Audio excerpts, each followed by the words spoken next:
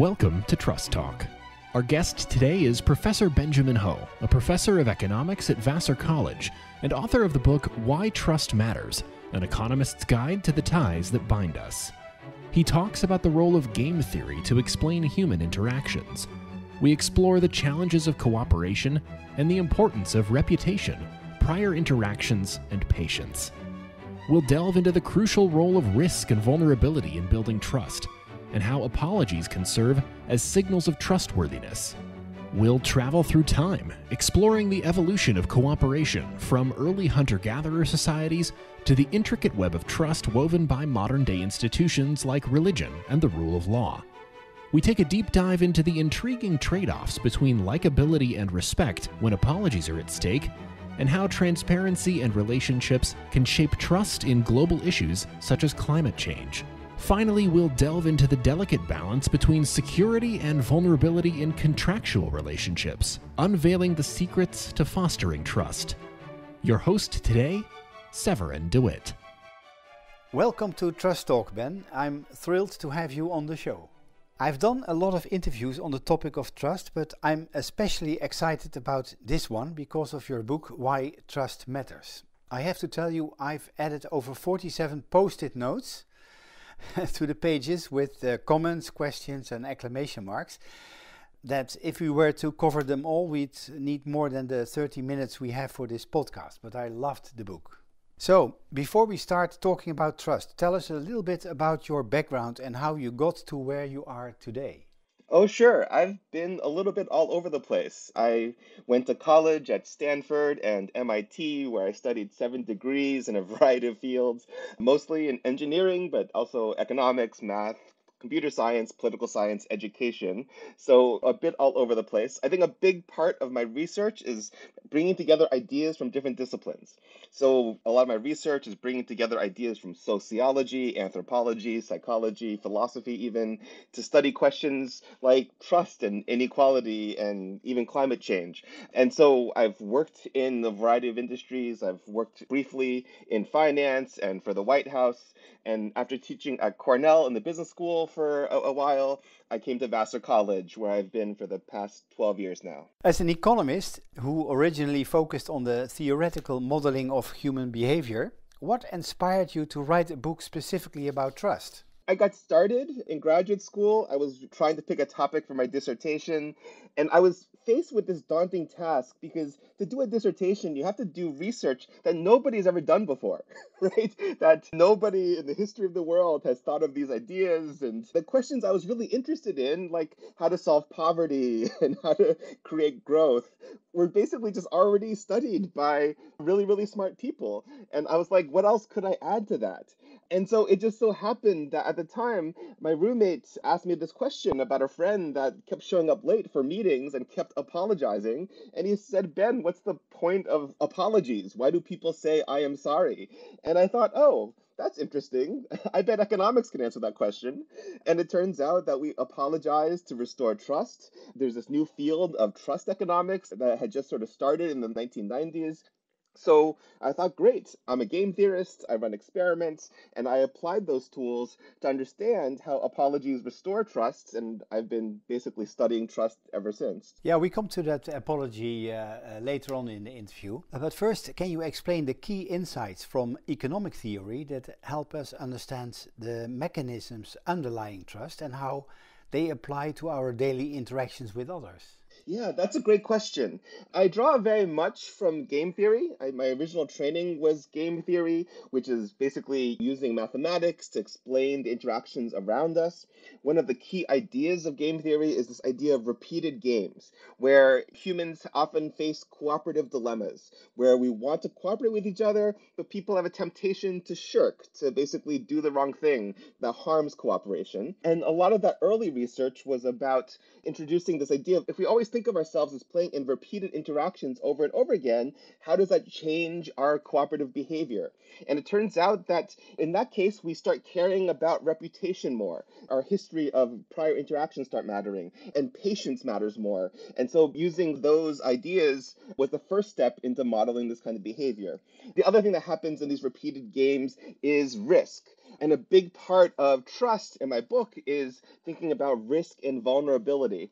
That it's funny that we think of risk as a bad thing, but one thing that my book shows is that risk is also an essential ingredient to creating trust. If we basically don't have any risk, if we don't have any chance of being vulnerable with somebody else, then we don't have the chance to demonstrate how trustworthy we are, and trust is harder to build. And then the final contribution, I think, from economic theory to understanding trust is something from statistics, which is called Bayes' rule. In economics and biology, we have these ideas of social signaling.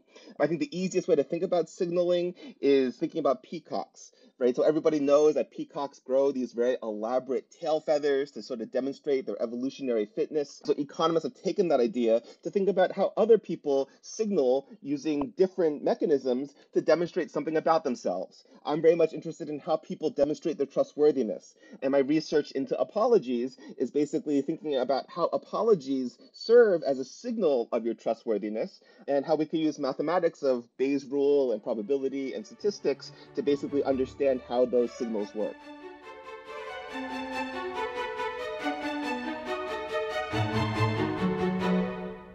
You just talked about game theory and experiments. As an economist, how do you reconcile the traditional economic analysis that predicts a breakdown in trust with the fact that trust happens all the time in both experiments and real-world situations? It's interesting, right? Because for a long time, it puzzled economists why people are cooperative, why people are ever altruistic. It's funny because this is not a puzzle to anybody else, right? Everybody realizes that they see cooperation all the time, but for a long time, this was a dilemma for economic theory, because in our baseline economic model, where everyone is this rational, self-interested actor, cooperation's strange. And you still see this in experimental data, right? Or even when I'm just sort of talking about my book, I sort of do a sample experiment in lectures. I sort of use the trust game experiment. And it turns out that most people cooperate in these games. The exception is economists, right? That there's actually research that shows that people with more and more economics training, they tend to often take the uncooperative route, the more selfish route. I think it's not because economists are selfish people necessarily. It's just that economic theory teaches that you're supposed to be selfish. Human instinct teaches the opposite, right? That we've had millennia of evolution that basically select for cooperative behavior. And that's not to say that economics is useless, right? I think one of my favorite books is by one of my former Cornell colleagues, Robert Frank. The book is called Passion Within Reason, and it basically is trying to say that, okay, yes, baseline economic model predicts selfishness, but we could use that baseline economic model to demonstrate why cooperation is important and better for evolutionary fitness. And he says that by thinking about how those models predict that cooperation is better, we could also make predictions about how evolution, either cultural evolution or biological evolution, will select for those cooperative traits. I think basically we have those cooperative instincts of fairness and altruism built into us, and that is why we see so much cooperation in the world. In the beginning of your book, you talk about how trust has been an important thing for humans for a really long time. You say that we are naturally wired to trust and that it has helped us build societies over the years. You also talk about how things like religion, markets and courts have helped us expand our trust beyond just our family and small group. Can you tell us a little bit more about how trust played a role in older civilizations? That is a very long history to cover, but I will see what I can cover. Well, in short. Yeah, of course. I think I start the book thinking about hunter-gatherers. So I think about when humanity just lived in small societies, hunting and gathering for sustenance. And I thought about the dilemma that hunters face when they take down a big animal. And now they need to figure out what to do with all the meat. And this is before there were refrigeration and there's no way to store the meat. And so, of course, it makes sense to share it. But then we have this dilemma as to who to share it with. And ideally, you'd want to share it with somebody who will reciprocate in the future. By sharing with you today, I hope you will share with me in the future. And what you needed was ways to identify who is trustworthy and who is not. And in those early civilizations, a lot of the innovations that sort of make humans what we are were basically to solve that trust problem. that we go back and if we look at the oldest forms of writing that we find, it's not poetry, it's not rule of law, it's accounting. It's basically people keeping track of who owes what to who. And we also find that there's even theories out there by Joseph Henrich and others that say that the reason why we even learned how to talk, why we learn language, is just to keep track of who is trustworthy or not. Trust is so fundamental to being a human that things like speech, things like writing, were all mechanisms designed to help us understand how to trust. And then, of course, we could then fast forward to the future where cooperation gets much more complicated. We're not just trying to cooperate with other people in our little village or in our tribe, but we're learning to cooperate at far larger scales. And that's when institutions of religion show up, institutions like rule of law. They all sort of create rituals and rules that help us identify who is trustworthy and who is not, and how to maintain cooperation across bigger and bigger social groupings.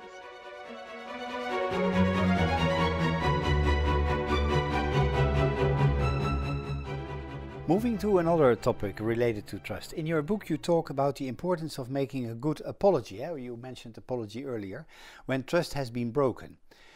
And you explain that an apology shows that you are trustworthy, but it has to be a real one, and it can't be done just to take a shortcut.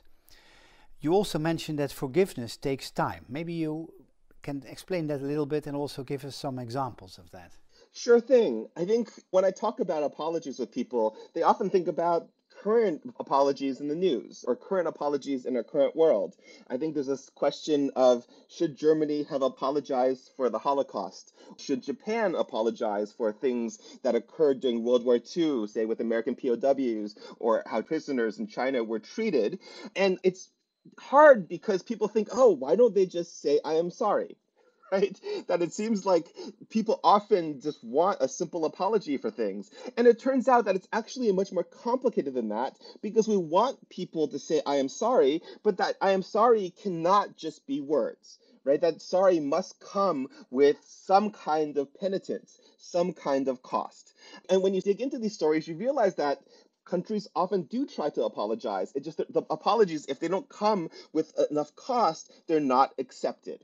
To basically test this, I ran an experiment with the company Uber. Uber is a car service. They have this problem where if they pick you up to give you a ride, if that Uber is late, people naturally are upset. And it turns out that when your Uber ride is late, you are maybe 5% less likely to ever use Uber again. And that's a problem for Uber. I worked with the economists at Uber to design an experiment where we would test different kinds of apologies. And the baseline apology saying, I am sorry, just didn't work, right? It turned out that actually just saying I am sorry was almost worse than not saying anything at all, because it was seen as too cheap. So how do we make the apology more effective? One way to make the apology more effective is to give a coupon along the way. If we apologize and gave Uber customers a $5 coupon to come back, that actually worked pretty well. And we see that that $5 coupon has benefits to maintaining this relationship with the customer, even for the 12 weeks we tracked that relationship. One simple apology and a coupon lasted for 12 weeks. But the cost doesn't have to just be a monetary cost. The cost could also be a promise to do better. So we also tested apologies where Uber said, I'm sorry, and I promise to do better again. And that actually worked very well too. An apology with a promise actually worked really well. And where the cost of the promise comes about is that if I apologize and promise to do better, if I do make another mistake, then you punish me even worse. Customers that received a promise and then Uber screwed up again and your ride was late again, those customers were the most likely to quit using Uber.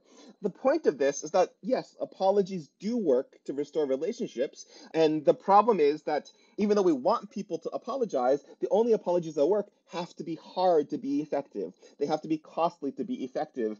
And the cost has to be proportional to the crime. Another interesting experiment on apology was done by Larissa Tiedens about Bill Clinton's apologies after the Monica Lewinsky scandal. Can you tell us a bit more about the experiment and what it found? I'm curious to know how the different versions of Clinton's apology affected how people saw him. Yeah, that's a really fascinating example of this phenomenon too, of how an apology only works if it is costly.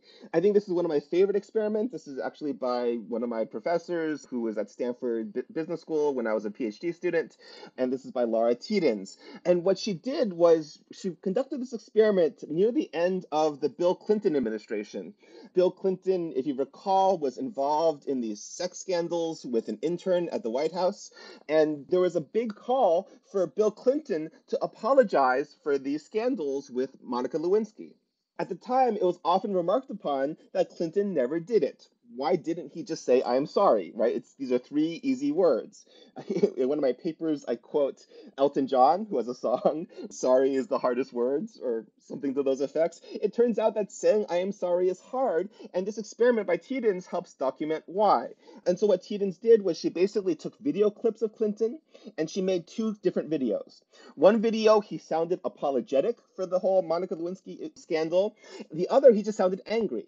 Right? He basically sounded like, "Why are you accusing me of such things?" And she showed these two videos to two groups of subjects. And it turns out that people that saw apologetic Clinton, they were happy he apologized. They liked him more. They found him to be a nicer person, a more warm person.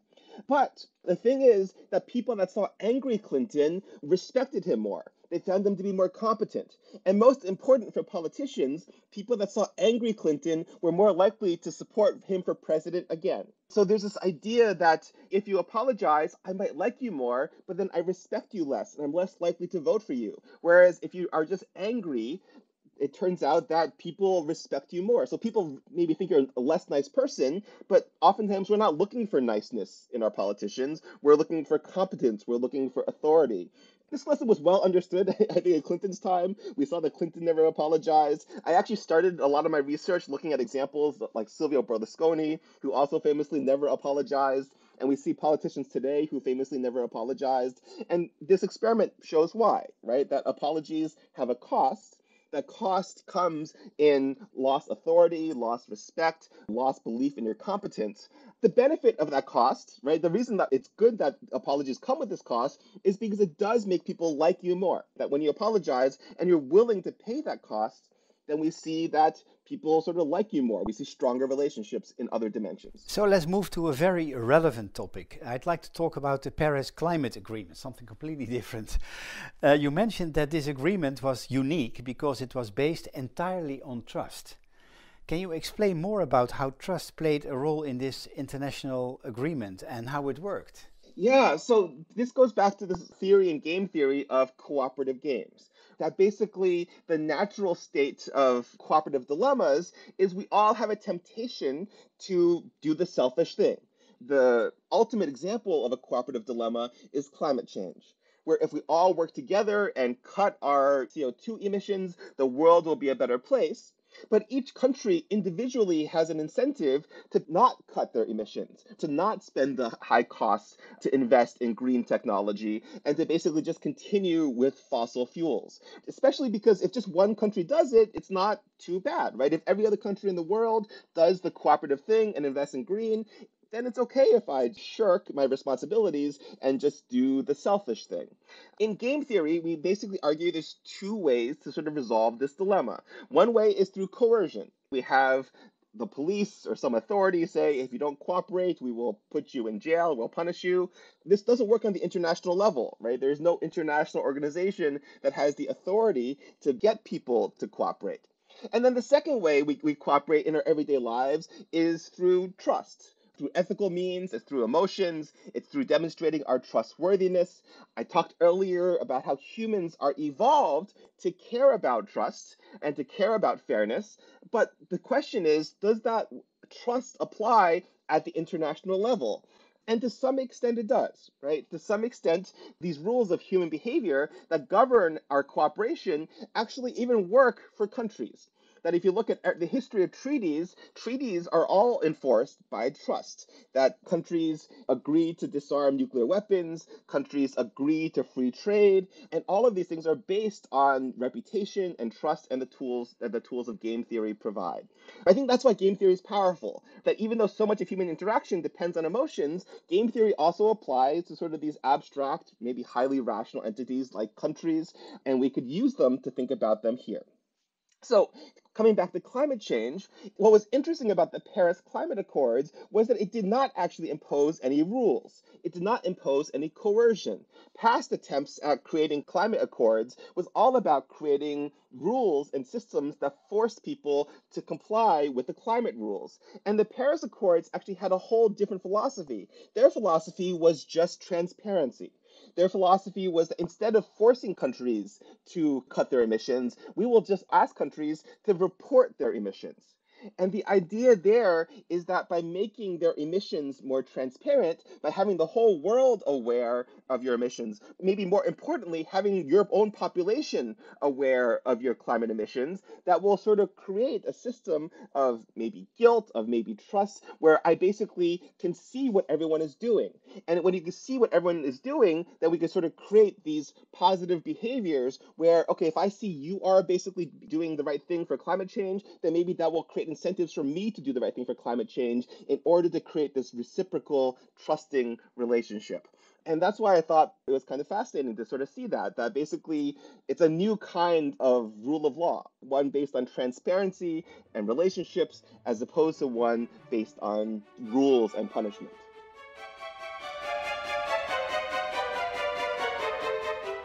Do you think that the way we talk can affect our behavior and decision making when it comes to trust? And if so, what could this mean for economic policies and practices? For instance, could the words we use impact how we build and keep trust in business relationship, or affect how willing we are to take risks when trusting others in economic deals? Yeah, that's a deep question, right? That reminds me of lectures I attended with like Noam Chomsky and linguistics and philosophy about how the words we use shape our thought patterns. I think it's a great question.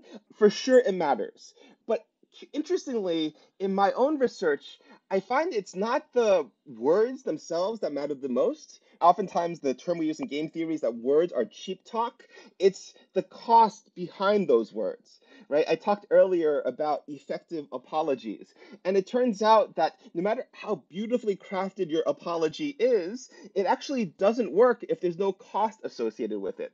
That doesn't mean that the words don't matter. I think the words sort of shape the cost.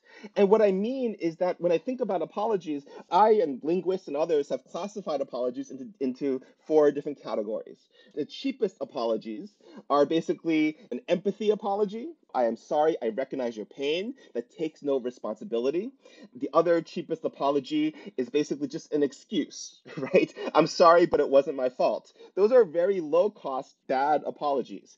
Good apologies are costly apologies. The 2 sort of better apologies are a promise apology. I'm sorry, I won't do it again. This is very much the basis of our experiment with Uber. And then a status apology. I'm sorry, I am an idiot, or I'm sorry, I am incompetent. This is very much the case of the experiment with Bill Clinton.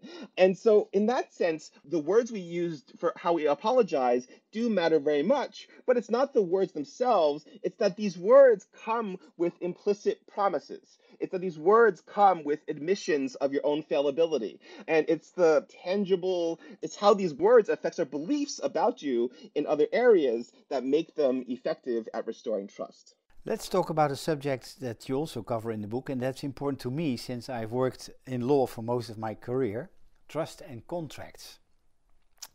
When it comes to economic transactions, how do you think trust and contract enforcement work together? Do they support and strengthen each other, or do they compete with one another and possibly get in the way? I've done research on this question because there is this contrast in the trust literature between 2 different ways to study the relationship between trust and contracts. One way to study the relationship between trust and contracts is the macro historical way. And what they do is they look at the history of human civilization. They go back hundreds of years, thousands of years, and they look at countries or societies that have a lot of trust, have high trust or low trust, and countries and societies that have strong rule of law, strong contract enforcement versus weak rule of law and weak contract enforcement. And it seems like trust and contract enforcement go together, right? It seems like countries that have high trust also have good contracts. Countries with good contracts also have high trust. But there is also a contrasting literature that's done through experiments. And the way these experiments work is we basically bring students into a laboratory and we put them into situations. We have them play games from game theory. And there we find that contracts can actually interfere with trust. And what we see is that a contract that puts in too many rules takes out the chance to being vulnerable. It takes away the chance to take a risk on somebody else.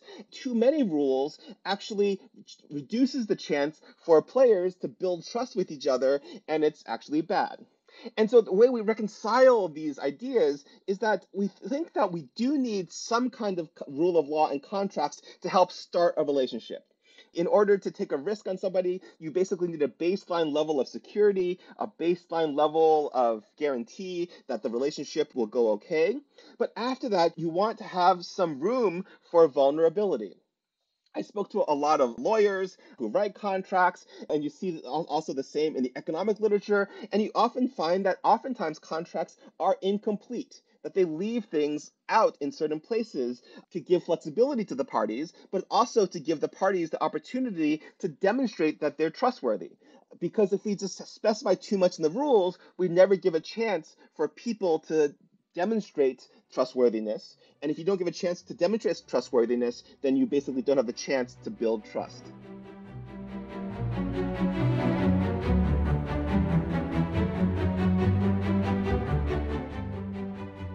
Well, I have a final question, a question I normally ask all my interviewees. I'm also asking to you. What advice would you give to young economists regarding their research and study to ensure that the topics of economics and trust are explored in a way that yields insights for policymakers? I think the best advice I have is to not take trust for granted. I think all of us know that trust is important. We see trust everywhere in our day-to-day lives. And yet when I talk to students and I ask them, have you ever talked about trust in your classes? The answer is almost always no. You could do several degrees in economics, take many classes in economics, and the concept of trust never comes up. And this is especially important if you're thinking about economic development. I said earlier that when I started graduate school, I really wanted to solve the problems of poverty, right? I really wanted to solve the problems of developing countries and impoverished areas in developed countries. And it turns out that a lot of those problems are occurring because they lack the institutions of trust that we take for granted in the developed world. Right, that we've had millennia to develop institutions like rule of law, like religion, like social norms that basically make our economic transactions function. What we often think of capitalism as cold-hearted, but it turns out that in these anthropological studies, these capitalist economies often exhibit the most trust in these trust game situations. And it turns out that we can't forget about that when establishing new institutions elsewhere. If we're worried about poverty, if we're worried about economic development, we need to make sure that the institutions that establish trust are also there in order for anything to work. Ben, thank you for joining us today, and I wish you all the best and good health, and I hope you have many more readers of this fantastic book you wrote. Thank you so much. I'm glad you enjoyed it. Absolutely. Thank you for joining us for another episode of Trust Talk. We hope that you found the conversation valuable and informative. At Trust Talk, we believe in the power of trust to create positive change in the world. If you believe in our mission, we would greatly appreciate your support. You can help keep Trust Talk going by making a donation on our website at trusttalk.co/donate. Every contribution, no matter how small, helps us to continue bringing you thoughtful and engaging podcasts. Thank you for your support and for listening to Trust Talk. We look forward to meeting you again for future episodes.